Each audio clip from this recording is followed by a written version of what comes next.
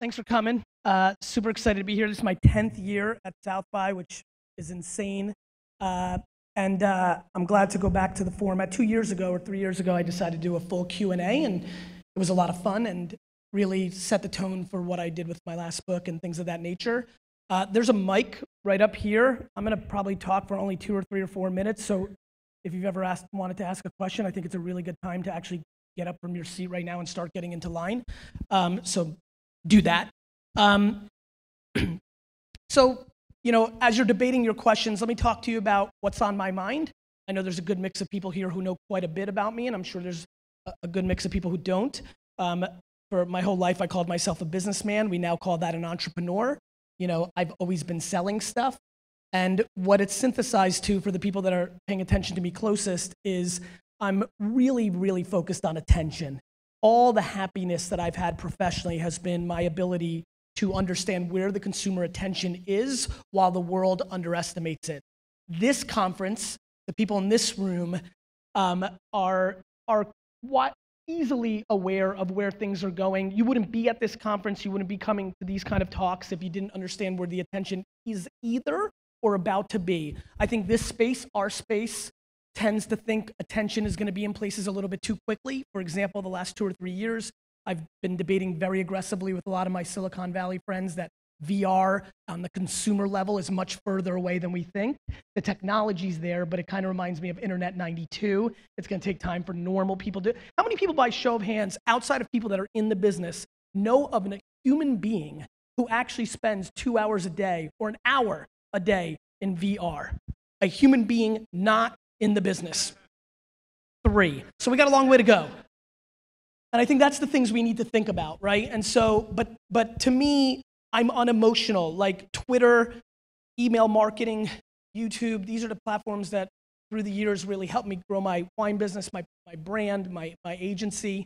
But the truth is I'm unemotional about whether they're here tomorrow. I'm sad that Twitter's ad product isn't as good as I'd like it to be, but I would never waste my money, tell you to waste your money, or guide my startups or companies to waste their money in that platform. To me, I'm obsessed with the underpriced nature of Facebook's ads marketplace right now, but the day it becomes overpriced, I won't cry. I'll just move on to wherever our attention. So there's an unemotional attention grab that I'm focused on. And then I think a lot of the other themes that may happen here is I'm pretty undereducated in hindsight, right? I was an extraordinarily poor student.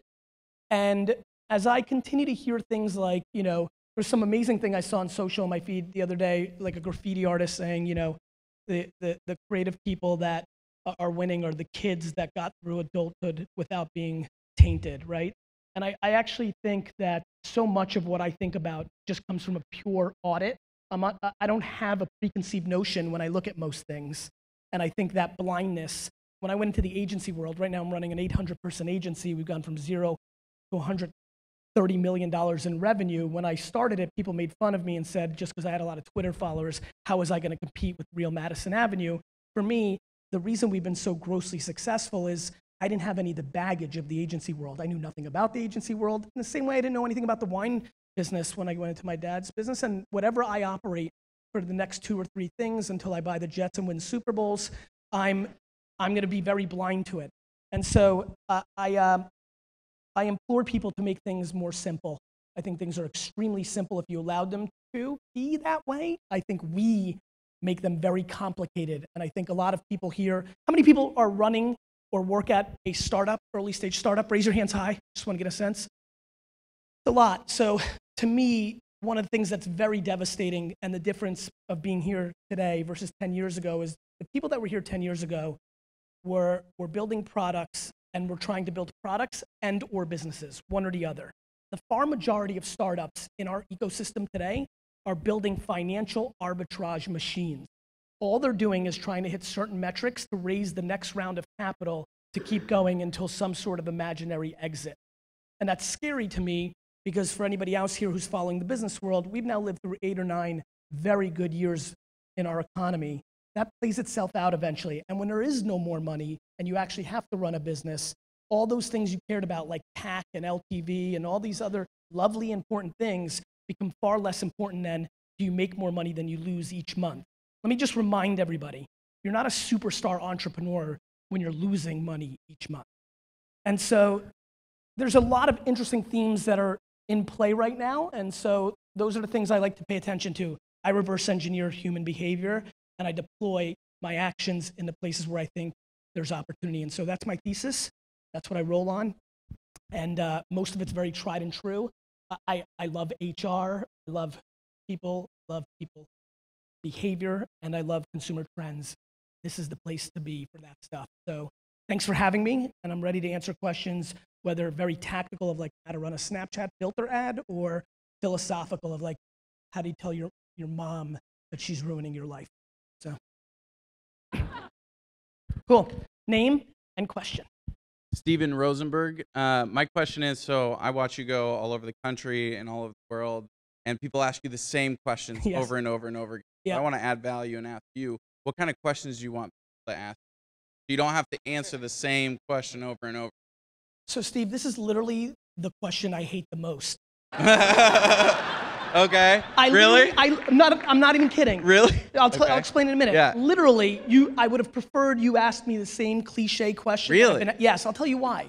When you're Dude. answering people's questions, Yeah. you need to provide them value, not your self-value. Correct. Do you know why 98% of the South by keynotes this year are going to suck shit? Because they're not guaranteed. Because they're doing press releases for their best behavior, not for the audiences. The reason I'm doing a keynote is a Q&A session is I want to give you something. I'm plenty comfortable self-promoting plenty of other times. And so I don't have any question. There's nothing I want to be asked. All I want to do is give people what their question is. I don't mind answering the same question over and over. You know why? We have 7 to 11 basic themes that are fucking us up. Right. So, all right, let me ask you this. What do you Fine. think of eco-capitalism moving forward in 2017? I'm sorry, one more time? Eco-capitalism? Like, break it down for me, because So- another great thing about Q&A is I try not to answer shit I don't understand. Yeah, so basically corporations being able to profit from their waste stream. So it's really wasteful, and you have to pay for waste, and So- then using social to change that. So in that vein, I don't know all the details, but I'll Okay. go thematically with you. Please. Companies are very basic. Okay? They never do good things unless it's good for the company. Right. So if there's way to incentivize, it's like when people are CEOs and they're mad at their sales team for selling the wrong shit, but meanwhile the CEO's bonusing them on that shit behavior. I'm like, you're a shithead. Change the bonuses Right. and they'll adapt. You want to fix the environment, make and incentivize every company to do that, they will do it every single time. Correct.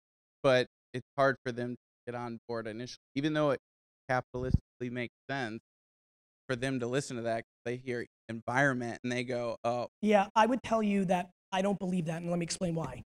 I'm not sure who's feeding them that information, but I promise you, every CFO of every Fortune 5000 company in the world, unless they decide to make it a political issue, which I'm very empathetic to, is going to always make the dollar and cent decision. okay. I mean, doesn't VaynerMedia spend money on waste? Of course. A lot. I don't know, to be I'm frank. sure. Yeah. Okay. Thank you. You're welcome. Me? Seriously? That is literally the first time I've ever fucking heard that in my life. Can you guys pump me up? Got it. I'll go harder. What's up, my man? How are you, Gary? What's your name? Trevor Williams, Austin, Texas. Love it. First off, real quick, huge fan. Thank you. Limiting myself on my goals, and you've kind of helped me blast through those. Thank We you. have a local company, iVitamin. We do IV hydration therapy. Great for hangovers, by the way. South by a good time. So the kind of shit where you get drunk and you go into a place and they put an IV in you? Exactly. It's not Okay. just that, though. It's overall health, Got fatigue. It's overall wellness. Okay. Great response. New category. We're Yep. the only one here in Austin. There's only about a handful of them across the United States. Okay. We're trying to raise awareness of how it makes you feel, how it helps you, and we're overwhelmed. We have 4 partners that are working full time. We're trying to scale it pretty quickly, so we're doing all the standard operating procedures.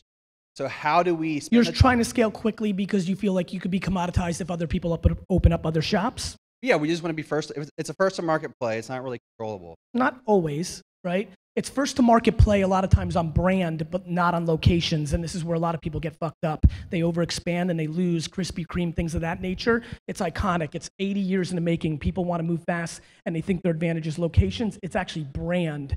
And what a lot of people end up doing is they go tactical and try to open up those locations instead of worrying about the things that will give them a marathon, because you're not running a sprint unless you're looking to exit in the next 24 months and sell off the company.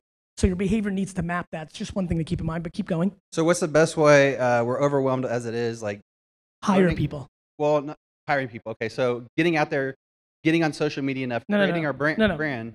Before you worry about the tactics of marketing, if you're truly overwhelmed and you started with that, 4 of us were running a mile a minute, have you guys thought about hiring people, like more people? We've started. We hired a marketing person, 20, 30 hours a week, to help us reach out a little bit.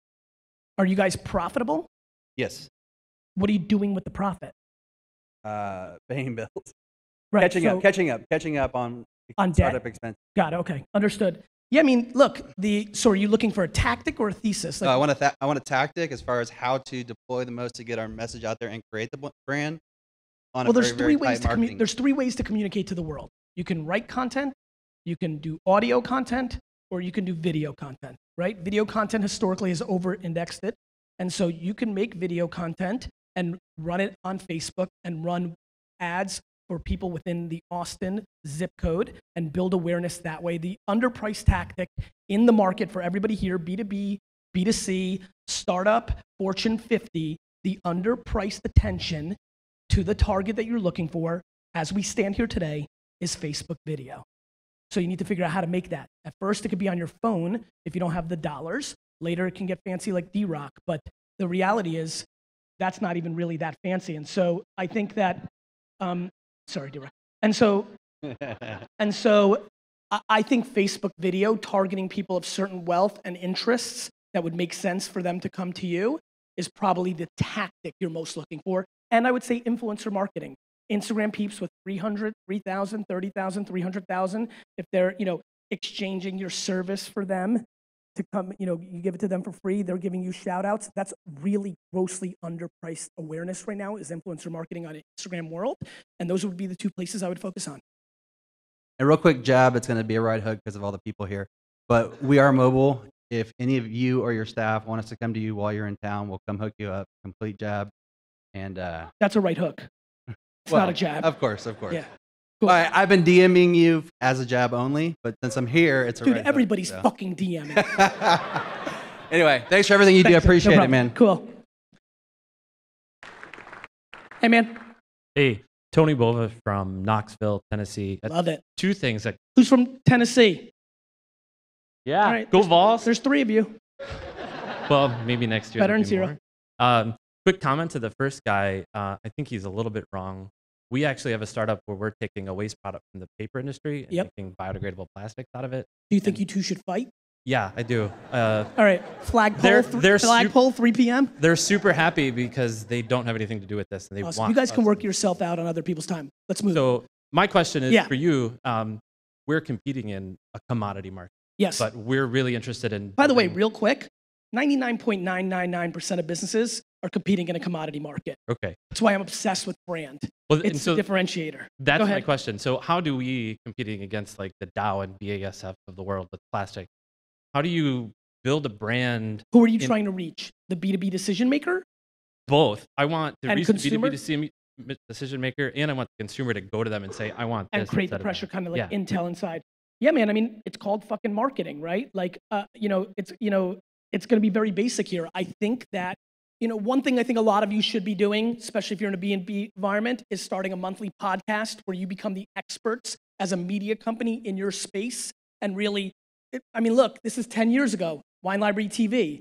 I thought I was going to be QVC and just sell wine. That's what I thought I was going to do. The second the camera went on, I said, shit, this is recorded forever. I need to rethink this. And I just became America's wine guy in that world. I think that you should start a monthly podcast or a weekly podcast if you want to hustle, have really interesting guests, and that small little niche of people that are interested in your world will find yourself there. The more you can act like a media company and less like an advertiser, you will always win, because nobody in here wants ads. People want content. And the truth is, we actually don't give a shit where the content comes from, whether it's a network or a producer or individual or a company, as long as it's great. The problem is 99% of companies want them to be commercials, not content. So you could do that, or you could take the advice I said before, the 2 underpriced for early stage. Like when you're when you're David and you're playing against Goliath, you have to do David tactics. And our little, slingshot with a rock right now is Facebook ads. I know I'm boring the shit out of the ones that follow me. It's just that when I stand up here and say, I built my dad's store from 3 to 60 million, I always feel that it should have been 250 million, because what I didn't do was spend all my money on Google AdWords in 2001, 2, and 3 when I had it and I figured it out, and it was 5 and 10 cents a click, but it was so early and I was so young, I didn't realize how historically amazing this would be.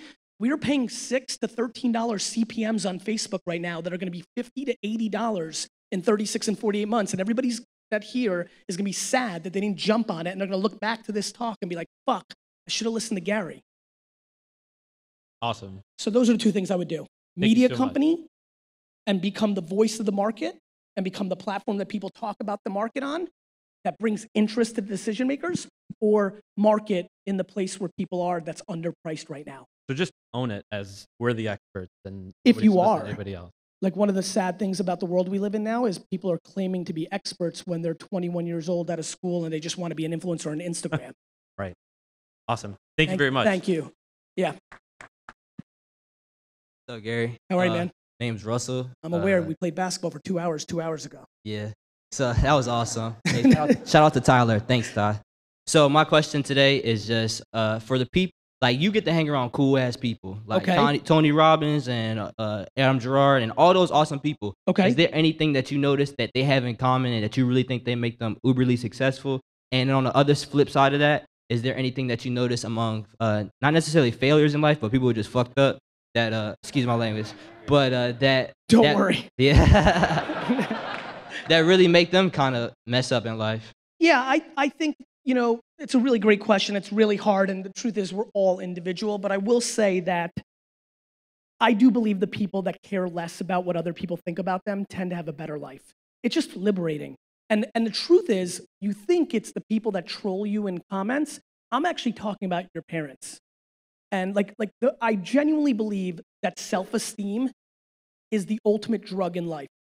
That I'm obsessed with driving self-esteem into my children. My mom did that for me. And listen, there's a very fine line between self-esteem and delusion, right? There's a very fine line, but the reality is there are just so many people sitting here that are broken inside because they care what their older brother thinks about their behavior, or what their husband thinks about their behavior, or what their mom said to them growing up. And I don't really know how to break that. What I'm trying to do with my life is, in parallel, achieve what I want for me. But the reason I document so much is I'm trying to become the injection of audacity into the people that watch me, that gives them the courage to take the jump into the pool that they're scared to swim in. And so people are just being held back by other people's opinions. And that's deep stuff that you can't really hack at. I'm trying to play my tiny little part, but I would say that's the differentiation. Like, it's unbelievable to me. I tweeted something which was an inside tweet without context for my company, which was insecurity leads to politics. The people at VaynerMedia that are so talented, that are so about to win, that I'm about to fire because they're insecure and that leads them to terrible behavior, it breaks my heart. And we try hard. My crew's there, they know we try hard. We pound at them, we try to make them feel safe. We have a chief heart officer, I do my thing. We have a good culture, I try. But insecurity is a killer. It leads to all the bad shit. And so it's the difference between self-confidence and insecurity. It's a difference of, like, listen, being self-promotional and putting yourself out there, there's so many people that have opinions about me. As long as the people that actually know me have the opinions they have versus the people that have never met me, but they heard me say fuck on stage, like, as long as I'm good with the people that actually can look under the hood, then I'll always win. So if you feel good about who you actually are, you need to get loud. And if you don't, fix your shit. Thanks, Gary. You got it, Russ. Hey, Gary. How are you? I'm good, man. My name is Justin. I really appreciate you and the content you put out. Thank you. You talk about hacking culture. I'm really curious. By the way, the entire line is a bunch of fucking dudes. Can I get some ladies up here? I see you, darling. You're welcome. Go ahead, bro. Sorry. Yeah. Just fucking sausage fest. Fuck. So I'm adding to that. How do you think about, like... Ladies, let's go. Go ahead. How do you think about tapping into the zeitgeist, specifically around like content creation, Like hacking culture? like hacking culture, ideas that are going to spread now? When is the right timing to create content around that? That's the magic. Brands? Let me tell you one thing, all creatives in the room, the creative is still the variable of success. With all the math that has come into our world and tech, the creative is still the variable of success. Now, before you get pumped, creatives, most creatives are dick faces because they think their opinion's better than everybody else's because Ad Age once said made something nice. So it's this very hardcore mix of actual humility balanced with ego. But the underlining reason that I've been able to do it pretty consistently for myself and the things I'm involved with is it's all about listening. It's all listening. Like, I talk so much that people don't get it. The only thing I'm actually doing is listening. The reason I'm so good with my community to engage with is because first I'm listening to what you're saying, and shit, I'm there, so I might as well say what's up. Yeah. Right? The reason I took their selfie picture and put it in my Instagram story was first I was listening, and then I gave them daps. Like, I'm constantly listening, and for the people that follow my vlog, I don't do anything by accident. I'm not spending all my time with 30, 40 different emerging Atlanta 19-year-old hip-hop artists for my help. I'm doing it because I believe that there's about to be a run in that scene of the Russes and the Nabus and the things of that skip of the flip. Like, I think there'll be culture, and I want to have that association. I want to taste it. And same reason I came here back in 2006, 7, and 8. I thought that this Twitter, Instagram thing, these people were going to build the future. I didn't give a shit about technology. I was like a very weird guy here 10 years ago. Everybody was like, we're going to save the world, and we're going to build products to make people's lives better. And I'm like, yeah. But in my head, I'm like, I'm going to sell shit. You know? Yeah. And so what I do is just listen. Like, even in politics, no matter where I sit on issues, right? I listen. Nothing confuses me of what's going on because I listen. I know the difference about what's going on in my Chattanooga, Tennessee office versus my LA office. I go into those forums. I pay attention to what's going on 4chan and Reddit and other places that people don't pay attention to. Me and AJ started a sports agency because I want to know the up-and-coming athletes of the next generation when they're 16, 17, and 18. I'm patient, and I pay attention, and I'm not scared to fail. For every Snapchat and Instagram that I've won on, I lost on Social Cam, right? I lost on Plurk. Remember Plurk 2009 here? But I'm not scared to do two things. One, spend an ungodly time listening versus thinking I can manifest it myself. And number two, once I have a thought, try things. So for everything I get credit for that I did well, there's 18 things I didn't do well that are forgotten because it doesn't matter. Yeah. Cool. No, that was a good answer. Thanks, man. You're welcome. Hey, Gary, I'm super pumped to be here. Thank you, man. Shout out. I love all your stuff. What's your name? Jared. Jared. From Austin. Awesome, man. My wife is here, and she gets super pissed when I go into my YouTube shell and watch you and Casey. Understood. My voice is annoying, I know. Sorry about that. So I love it all. Yep. I don't know the context of the full video, but I saw it. You were comparing TV is dying just as radio has already died. Right. Me working in radio, I can't believe that, right? So dying is a very dangerous word. Nothing dies, right? Like, radio's around, newspapers are still here. When I say dying, it's a slang term for I think the advertising on that platform is grossly overpriced versus the alternative. Meanwhile, I'm right now spending a ton of time on iHeartRadio, drive time radio, live reads by the disc jockey, just because I think that's underpriced. So to me, I'm not a digitalist. I'm just an attentionist. So I just look at prices, right? Outdoor media should not be up 12 to 15% in the last decade in a world where everybody here, when they're a passenger in a car, is looking at their phone versus out the window. So like, that's just bad common sense. The price is overpriced. That's why I'm down on it. But it's not like billboards are being torn down. So a lot of times, especially with the way I roll, things seem absolute. Mm-hmm. It's the nuances underneath the absolute statements that matter. But keep going. And so, from the consumer standpoint, Yes. filling that funnel, are you a believer that TV, radio still play a role in course. filling from the top? And then obviously Facebook ads. But I think Facebook's much better as a top of the funnel platform. Do you? Because it's massively underpriced. Meanwhile, I think the Super Bowl commercial is the best deal in marketing. Like, not even close. At $6 million a pop, a steal. on the Gary radar of like pricing worth 20, 30, 40 million dollars. Meanwhile, I think programmatic digital banner buying and pre-roll is the worst shit on earth, right? Like nobody gives a fuck about your banner, and definitely not the pop-up that's stopping you from doing what you want. And yet the market of advertising Madison Avenue loves it because they're justifying the $5 CPM. There's never been a time when the value of something was predicated on its price. All right, thank you. You got it. All right. All right, let's do this. Jerry. What's My your name name? is Julia, and How are you? 10 years ago, this man sent me my wine for my wedding for free. Seriously, he Don't did. tell him my secret. I know, right? So thank you. I'm You're really glad welcome. I get to say that in person. So 10 years ago, Yep. entrepreneurship was not even on my radar, and now I own a company. Both my husband and I run a financial planning firm that we started to help creative people, because Lord knows we need Got some it. help with our money. Sure. And that being said, we're using video a lot Good. because we're actually both actors, Yes. right?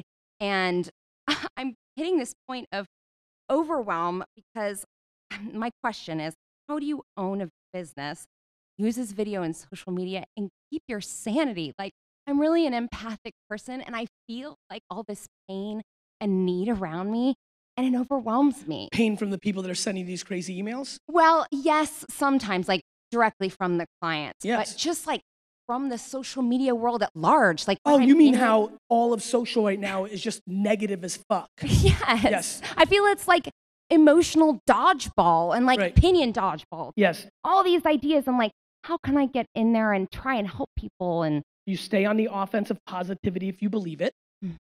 You manage the amount of time you spend looking and rubbernecking at negativity. how do you do that? Do you have like I don't time give a fuck. blocks? Okay. Like, all like right. I see all the negativity.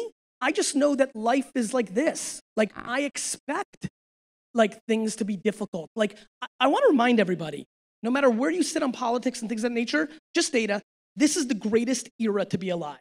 As Yes. sad as you are about certain things, I promise you, it'd be worse right now if the Black Plague was doing its thing. And so I think we get crippled, right? You know, I think a lot of people here need to go and spend more time with 80 and 90-year-olds and ask them what they lived through. Nothing's perfect.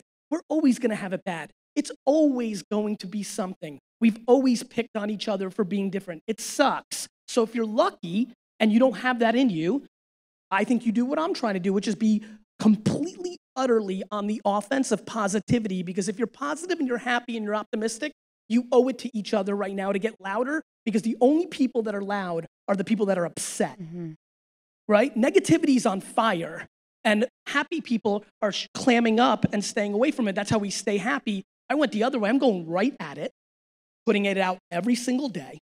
That's number one. But we're all wired different. I'm able to eat shit at scale for the rest of my life. It's why I'm a Right. leader. It's why I'm a company. It's why I put myself out there. If you get fatigued, you need to take yourself out there. It's okay to not be there every day, read every Yeah, comment. I feel like if I'm not out there all the time, that I'm like, losing people. And Yes, I'm you are. But undercutting what's more myself. interesting? Making $11 million a year and being miserable, or making $6 million a year and being decently happy? Thank You're welcome. Thanks. That's it. All right, thank you. Well, good. Good to see you. Get some ladies up in her. They're coming. They're mixed in. What's up? Sup? That's pretty cool. That was my question. Yeah. What's your name? Mark. Mark. I saw you last year. I was really inspired. I told you about the company that started 1 year ago, which is called Wonderbrief. We're a platform where we connect freelancers with companies all over the world. Okay. Where people trade their skills Yep. for experiences abroad. Understood. And we got a lot of interest from people, and then not a lot of companies. But Not you a lot said- or a lot? Not a lot of Okay. companies. And then you said you have to focus on the companies, like it's a strip club, and you need to have the girls and the guys will come, right? That's right. This is the opposite. We need girls here on the line. Yeah. But that strategy actually worked really well. So we're Go now figure. working for Adobe, Vodafone, Heineken, Porsche. But I actually have a question to you. So if you could work anywhere in the world, where would you go? Nowhere. Thank you. And the dude laughing back there is clearly like one of, it's never even crossed my mind. It's never been there. It's never gonna be there. I don't wanna work anywhere. Like, I just don't have that ability in me to think that somebody else is gonna steer my ship. I'm just not interested. And by the way, I don't think that's cool. I don't think I'm cool for that. To be very frank, I wish I didn't even have it. You know how awesome it is to be the number 2 or 3? You get almost all the benefits, and you get to blame somebody. So the answer is I don't, but I don't think that's a badge of honor. I don't think right now, everybody thinks they need to be an entrepreneur and a founder. Meanwhile, I promise you the following. The number 11 at Facebook, she made a lot more money than everybody in this room combined, right? Like, we're not thinking smart. This is back to self-awareness. You need to know who you are. I know who I am. I am a leading CEO, entrepreneur. That's who I am. That's always who I've been. Like, at 14, I was telling my dad what we're supposed to do, right, in the liquor store. So my answer to that is nowhere, but I want to make sure that everybody hears me loud and clear. That doesn't make it cool. That just makes it my truth. You just need to figure out your truth. Cool. So then maybe you can give your spot to number 11 of VaynerMedia, and I will take him or her on a trip. Thanks for the right hook. I'll look into it. Thanks.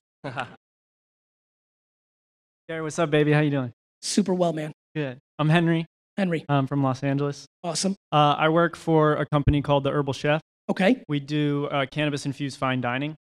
Awesome. And I do all the social media stuff for them and all that. And I was just wondering if you see any similarities in the cannabis space and the wine space. Of course. Yeah. Wine was illegal in this country. Right. Some of you saw my South by speech last year. I hate this fucking state because I can't ship wine here, right? Like, you know, it's state by state regulated. There's taboo. So 80 years ago, it was super taboo to drink in this country, right? You know, 20 years ago, it was super taboo to smoke weed. It's getting chipped away at. You know, obviously the new administration's got its agenda, and so it may slow down the curve of what we've got going on. It'll be interesting to watch that from an entrepreneurial standpoint. But I think we are now fully on the other side of the hill as a social issue on that product, and I think it's really cool. And I'm excited to like learn about like all the benefits that have been suppressed because people have not wanted it to succeed. And so, sure, I will say this: like VR, I think cannabis on the consumer level at big scale is going to be slower than people think. Right. And I think it's also going to be very competitive. I love looking at history. The reason I know I'm right, that we've gone to a primary mobile world, and now the television is the secondary device, just like we went through with radio and television. I think if you look back at all the startups that happened in alcohol post-prohibition, 99% of them failed. Yeah. And so everybody's gold rushing on this. They don't realize how slow it's going to take, and they're building shitty businesses. They just put the word cannabis in it, and they think they're going to succeed because it's coming. Yeah.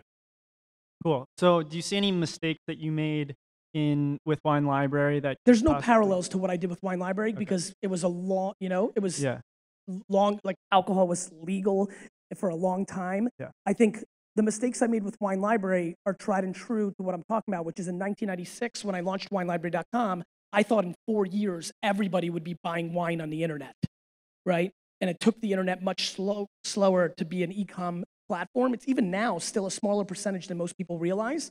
So I would tell you that innovators in this room, it tends to happen slower than they think, and it tends to happen faster than all the people that aren't here. Okay. And it's finding that timing. Great. Thank you. Cool. Hey, darling. Gary V. What up? How are ya? Super. Good. What's good, your name? good. So I am Connie S. Falls. I live in Atlanta, so I probably see all the great trap rappers that you're probably dealing with these days. Yep. So for me, for my business, I have a government contracting company that deals primarily with the federal government doing construction. Okay. I have a podcast that I do for entrepreneurs where I do the interviews and have those kind of conversations that are very transparent. Okay. I also have a t-shirt line that deals primarily with entrepreneurs. Okay. Entrepreneur Life, it's all awesome. And I have a nonprofit that's in Nigeria. You're doing a lot of shit. I'm doing a lot of shit. So my question is, you do a lot of shit too. Be careful. How do you balance your work and your life? Oh, we're talking about work-life balance? Yeah. Communication. The end. Like, you just got to figure out who's in, again, back to not giving a crap. I'm not worried about what everybody here thinks about my work-life balance or the way I parent my kids. I worry about what my wife thinks and, and the inner circle. The kids are getting a little older. I'm going to start hearing their feedback pretty soon. And so I think that we are crippling ourselves on parenting and work-life balance, and we're judging ourselves, and we're all just trying to do the best we can, right? Like, this gold standard is ridiculous because it doesn't exist. There's just whatever the current politically correct point of view is, which has historically been wrong on almost every social issue of all time. So for me, by looking at that, I'm just worried about what's happening in my house. So I don't give people a whole lot of advice on this issue because your relationship is different. You know what your relationships are. And so I just try and over communicate the end. And some days it's rolling for 6 months and then it gets tough. And like, we just try, but it's hard to suppress who you are. Like if you're hungry and you're climbing, it's tough to not climb and be hungry. And so you need to be more selfish than you realize because your happiness is the starting point of how it's going to impact everybody around you. So you just talk these things through. Awesome. Thank you. You're welcome. Gary, my name's Sean. Sean. It's a pleasure. Real pleasure. So let's say you're the Jets owner right now. Okay. What would you do to outbid the Broncos and Texans to get Tony Romo? Nothing. Oh. He's finished. The best thing y'all got going is Fireman Ed, the fan. He's not doing his thing anymore. We lost him too. R.I.P. What role can we expect virtual reality to play in our ability to enjoy football when you're an owner? Back to what I was saying earlier, I think ironically it probably will match up more when around the timing where I have a shot to pull this off. So I think in 20 years it could get really interesting.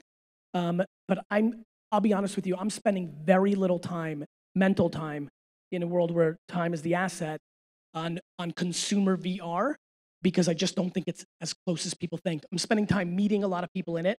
I am looking at B2B VR because I think a lot of money will be made in that as Google and Apple and Amazon and those companies buy up the talent and the platforms and the apps that maybe can help them build their play.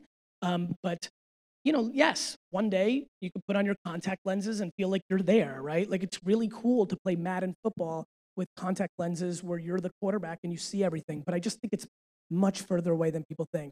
If you said you're a genie from the future and you said it's 6 years from now, that there's some traction, say, okay, that kind of makes sense. But like, just not next year, it's not the next year. And there's a lot of shit to do between now and 6 years from now that needs a lot of focus. A lot of people here are worried about VR while they haven't even figured out how to do a proper Facebook ad split. You like that one? That was good, right? So, yeah, I just don't get ahead of myself, man. One foot in front of the other. Is that the Captain Crunch dude on your shirt? That's the Captain Crunch dude. I take it, man. Thank you. It tears the roof of your mouth. It does. You got to be careful. It's the ultimate life lesson in I went blank. That's okay. We got your back. Go ahead. We're sitting here. It's Thank the ultimate you. life lesson in Not overindulging. One Boom. bowl at a time, Told man. you. Good support. All right. Thank Thanks, you, man. Let's move it. First off, I have to thank you. When I first started following you, I was a biochemistry major about to be in academic probation. And that was 18 months ago.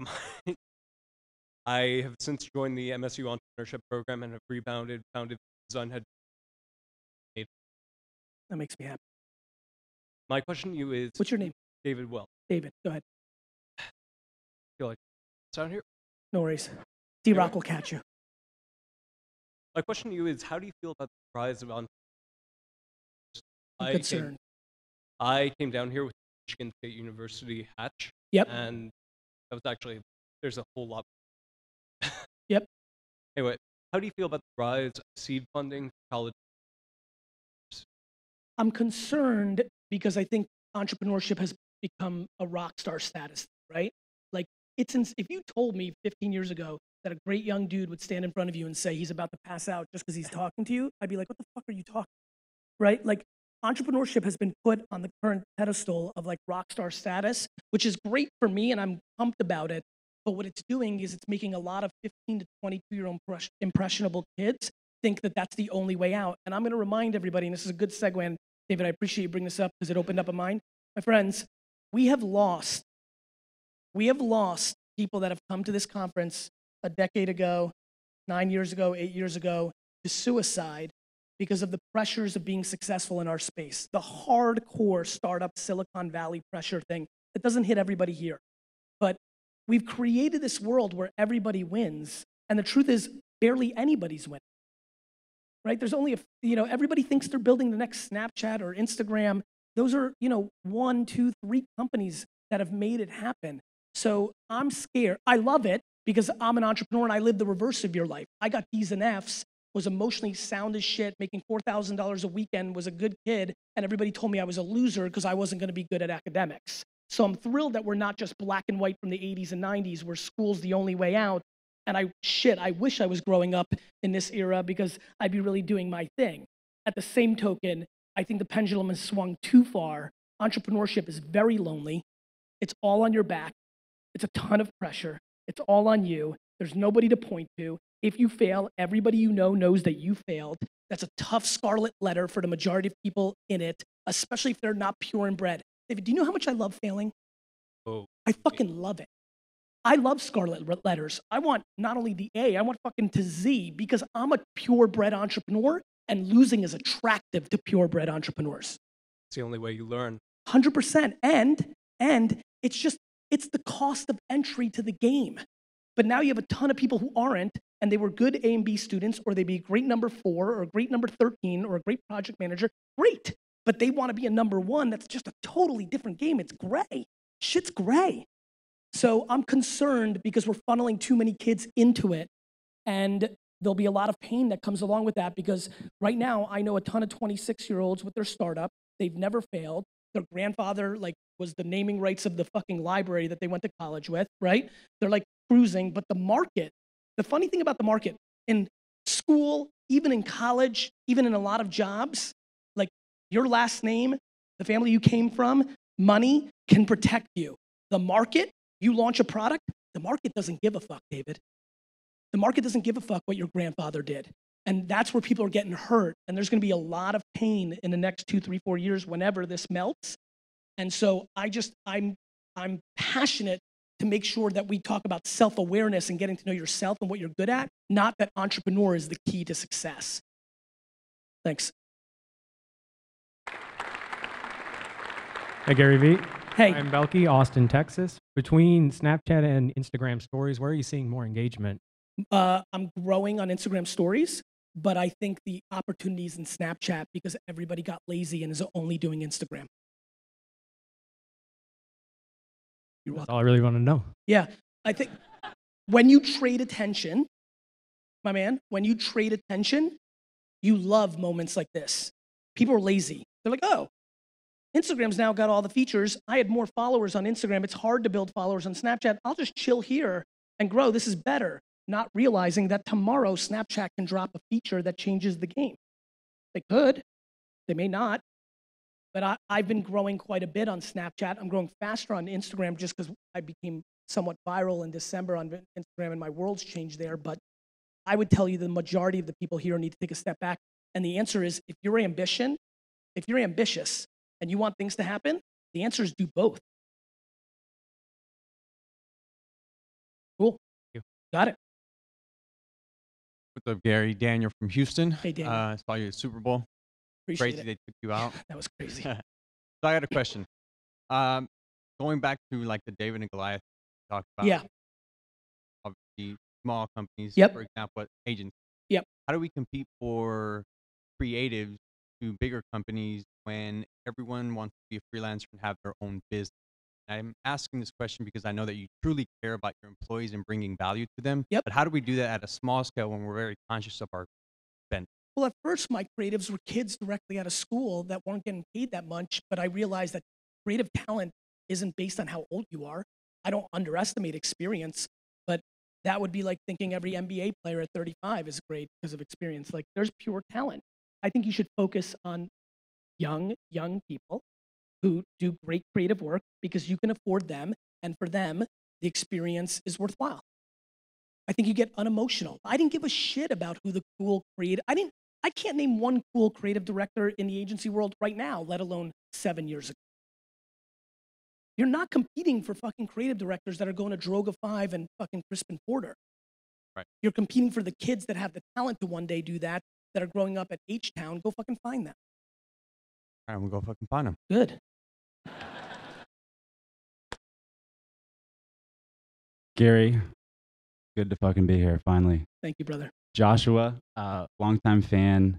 Not here to read you a fucking resume. No worries. Got a true jab, maybe even fourth jab, but maybe it's the right hook at the end. It always is.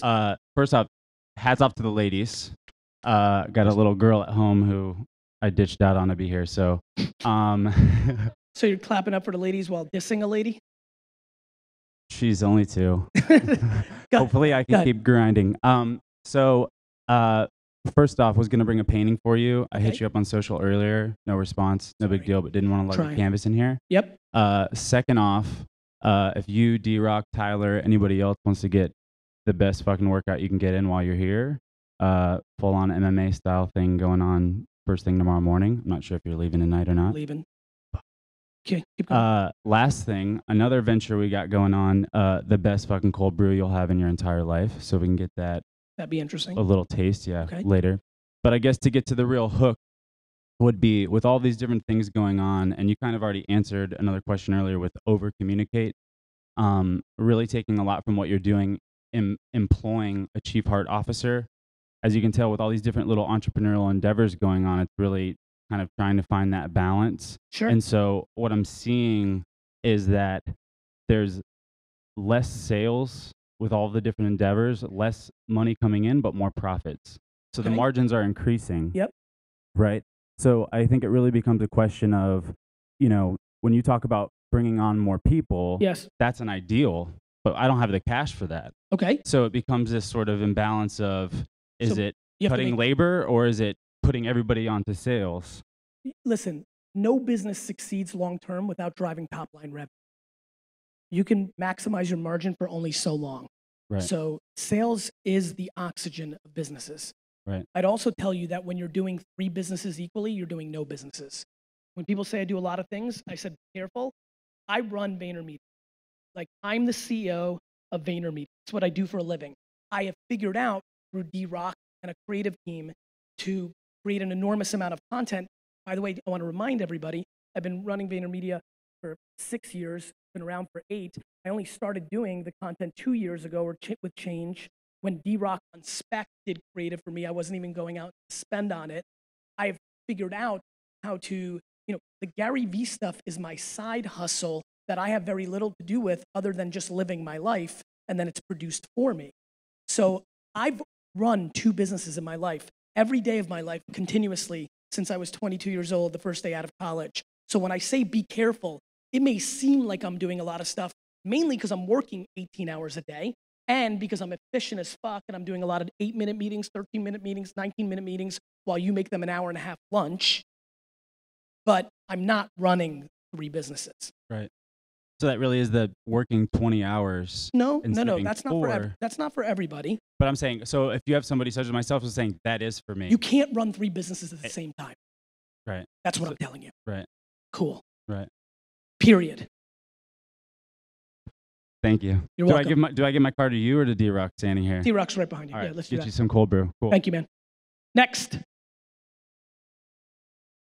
Hey, Gary, what's up? Sup? Shaheen from Austin. Pleasure. Good to see you. For those of us who are getting ready to start our monthly podcast, Yes. but are feeling resistant about it, Because they're worried about what do people think about it. I think that's part of it, and we kind of What's nailed. the other part? I don't know. I'm curious on how else we can bust through other than wanting the pain, wanting the scarlet letters. Dude, it's only scarlet letters. Like, you don't bust through on day one. If you do not love the process of what you're up to, you've already lost. It's true. This shit's hard. Like, what do you want? Want your first fucking podcast to be #1 on fucking iTunes? Who the fuck are you? Do you know what I mean? That's the part. You have to love it. I love when people shit on me. I love when I showed up to the tech world and like, the wine guy thinks he's gonna win this thing? Yep. Then I love going to Madison Avenue and being like, this Twitter, Business Week said Twitter boy tries to start an agency. I said, fuck yes. I'm about to do this TV show, right, on Apple, Planet of the Apps. Recode writes, Planet of the Apps has 4 celebrity mentors, Gwyneth Paltrow, will.i.am, Jessica Alba, and others. When I tell you that article made me so fucking happy, you gotta love the process, man. Like, you're gonna break through if you're good enough, and you won't break through if your show is shit. But you've got to try to figure out if you're shit or awesome. Do you feel like you have to be an entertainer or personality to go? I think people have to listen to it. You either have to be massively entertaining or really know what the fuck you're talking about. And when you have both,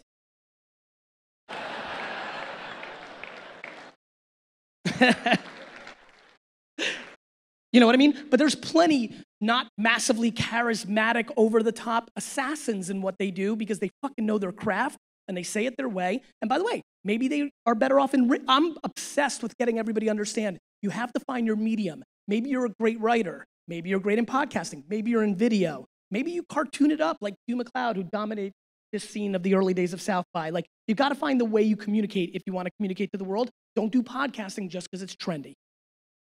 Got it? Good luck, man. My man. Hey, Gary. Hey. So I flew in from Norway. Say hi. I'm Thomas from United Influencers. Awesome. The first national guy, I think. Yep. Two-part question. So why do you think influencer marketing has grown so fast the last years?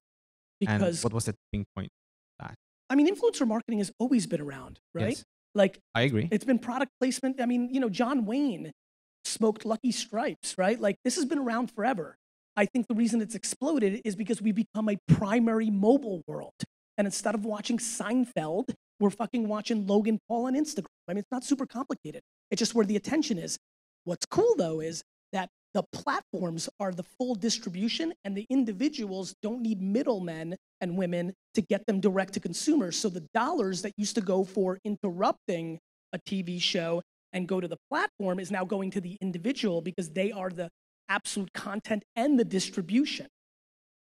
Cool. And then the second part is, have Vayner started experimenting with amplifying influencer content with paid, like Facebook ads? And what's your kind of experience with that? Yes, right? Like, we will always amplify anything, even if I get the greatest celebrity of all time to promote this cupcake. If I think Facebook ads are grossly underpriced, I will try to convince my client to amplify it because we're trading underpriced attention. Cool. You know what blows my mind? We do a piece of video content, it explodes on Facebook, and then my client wants us to cut it down to a 30-second spot and make it a TV spot and then overpay for distribution. Everybody's in a TV mentality to think you graduate to TV. I shit on TV commercials. Cool. Thanks, Gary. You got it. What's up, Gary? Life is good, my man. My name's Raja. I'm a firm believer in opportunities. Just drove from Dallas, 3 hours away. So I really want to shake your hand. And, Sure.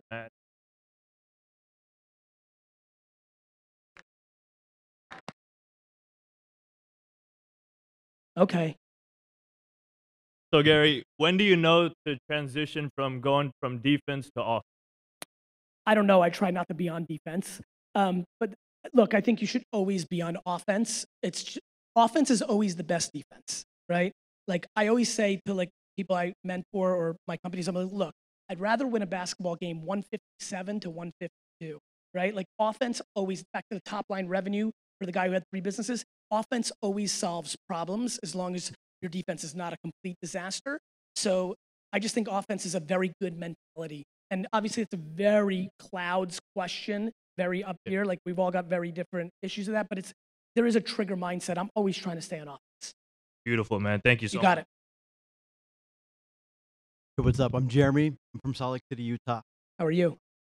Good. So I started a small social agency in college, so I know the power of Facebook, social influencer marketing. Okay. And I'm now at a global agency, startup on the side in retail. Okay. I just wanted to get your opinion on kind of the space of number one, what's the most disruptive piece of work you've seen like in the last year? And what's the most What does disruptive mean? Stands out, caught your attention, was extremely successful, really kind of like broke the norm? Yeah, I don't really know. I'm jumping in because I really can't answer you because I don't think in advertising lingo. Like, there was no video on, there was that PSA about gun control, right? Where like you couldn't see the guy in the background and it was him the whole time. That was neat and interesting and well thought through. There's work, but I spend 0 time looking at creative work. I spend all my time on what people are doing. So I never know how to answer that question because I'm not consuming shit. So the next question, flipping that on its head, I guess, is what's the most disruptive thing you see coming for the advertising industry? You already mentioned Facebook and influencers and whatnot, but besides that. What's your name again? I apologize. Jeremy. Jeremy. Truth is, man, I'm not Nostradamus, right? Like, I don't know. What I'm really good at is reacting when I see something. So I don't know what the next disruptive thing is, but I know that I'm spending a lot of time on Marco Polo and After School and Anchor and and things and house party and trying to figure out, are these the next Snapchats and Instagrams? So it's not about me knowing, it's me doing the behavior and downloading and playing with things when they have even the hint of the potential to be it. So how do you see that potential? What's the hint of potential? User base? Yeah. Is there a lot of attention going to be somewhere where then I have to figure out the context of that platform so I can be a creative on it to drive whatever the hell I want, whether that's getting donations for a cause or selling sneakers. Thank you. You're welcome. This is so weird. This is so weird. What's going on, Gary? My name is Karam Khalil. I'm gonna get a little bit personal right now with myself. At the age of 12 years old, I began selling iPads and electronics left and right. I slowly moved up from there. I used to come home at 3, 4 a.m. telling my dad to take me to Quick Trip, would come home with 20 sealed iPads and flip them the next day. I gradually went up to cars, and then now I'm doing real estate, and my birthday was 2 days ago, so I just turned 20. And why I'm telling you all of this is because I am extremely, extremely confused in life. Okay. I do public speaking here and there. People invite me to speak. Okay. I'm in school full-time, taking 19 hours. I do real estate, and I am making money. But I Okay. don't see any business coming to me. I don't see something that I love, and I'm trying everything, but just nothing is clicking with So me. let's take a step back. First and foremost, bro, you're a salesman, right? Like it was in you, just like it was in me. Good thing about being a salesperson is it's a skill that always plays out, right? The other thing is you're 20 and you're lacking patience. You don't need it to come right this second. Like if I gave you a good piece of advice, and you know this if you're following my stuff, I'm obsessed with patience. Yeah. You don't have to have your eureka moment right now. You need to realize you're a salesperson. That's clearly what you are based on the narrative you just painted. And what you should be doing is tasting a lot of different things, putting yourself in different rooms, different networks, consuming different content. You need to figure out what floats your boat. But by the way, it may just be the game of sales, and it may not matter what the product is, and that would be okay as well. But you don't have to figure out what your monster business is right this second. And you need to be thankful for having clearly really strong sales skills, because it is a survival tactic that will always work. Got you. So you're saying just keep doing what I'm doing, and hopefully something Keep opens doing up? what you're doing and be on the offense to try and learn new things in the world. Cooking, fucking tires, like I'm serious. Yoga, meditation, like just keep putting yourself out there because something might grab your heart. Got you. And I kind of got jealous of him. Can I get a hug as well? Sure.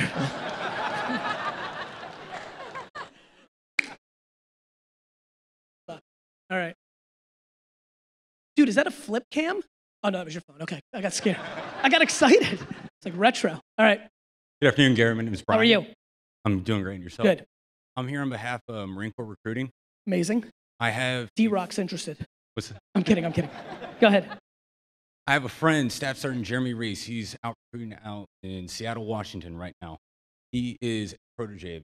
He is a disciple of yours. He follows everything you do. Okay. He asked me to ask you this question. He started his own vlog, video blog on fitness and empowering people. What is one piece of advice, if any, that you could give him? I mean, there's so many, but I would tell him that too many people think they're influencers before they actually are. And I would tell him to put his head down and put out good and just be patient. That's it. Cool. Thank you. I appreciate You're welcome. it, Gary. I'm going to be able to sneak one or two more. I think they're pretty hardcore here, so I apologize for anybody in line. Let's go quickly. Hi. Hi, sorry. No worries. My name's Nat. I'm from Sydney, Australia. I have so many questions for you, but I guess I want to ask, how do you quantify your values or your strengths as a person in order to stand out? For example, when there's so much competition and so many people that are brilliant at everything, and it seems to be whoever shouts the loudest or whoever has the best relationships. That's just not true. Okay. The loudest and best relationships never win. It's just what people that aren't winning think. It's the people that are the best that win. But So how do you prove like how do you the market quantify- proves it for you. So let's go Yeah. in detail. Like TechCrunch doesn't pick the winners, right? Like the Wall Street Journal doesn't pick the winners. 3 cool kids in the crowd don't pick the winners. The problem is everybody wants to be anointed a winner or best at what they do before they've actually done it. Let me just remind you and everybody else here. I built a business for 18 hours a day, every day, running a wine liquor store for 13 years every day before I ever had the audacity to come to something like this and talk. So let me tell you something amazing. If you're good enough, you will win. But if you are upset that somebody else's grandpappy got them ahead of you, then you're gonna lose. Everybody started ahead of me. I'm just catching up. And then, so just how would you then balance being ambitious to being patient? How do you? By recognizing you have no choice. Okay, good. Do you understand? Yes. I'm the most fucking ambitious and most patient person you've ever met, which is why I'm gonna win real big. Find your version of that. You know, like, that you have no choice. Who's gonna cry for you? Like, what's the choice? Are you ambitious? Awesome. I don't think you're as patient. Yeah, that's the problem. No shit. And the problem right now is that we're all living public lives and all this horse shit. This is what entrepreneurship and success looks like, fucking going to fucking Bali and fucking watches and private jets. It's all horse shit. Horse shit. But it's fucking with people's minds and they're getting impatient. I don't give a fuck what anybody else has. I'm focused on my shit. Start focusing on your shit. You're a young woman. How old are you? 27. I'm gonna punch you in the face. You have your whole life in front of you. You know what I mean? Put your head down and do whatever this thing that you want to prove that you're the best at. Hardcore. If you actually spent all your time doing instead of dwelling, you'd be much further along. Yeah, awesome. Awesome. Thank you so much. I think with that, I gotta go. I love you guys. Have a great South by. Enjoy it. Say hello to somebody that you don't know.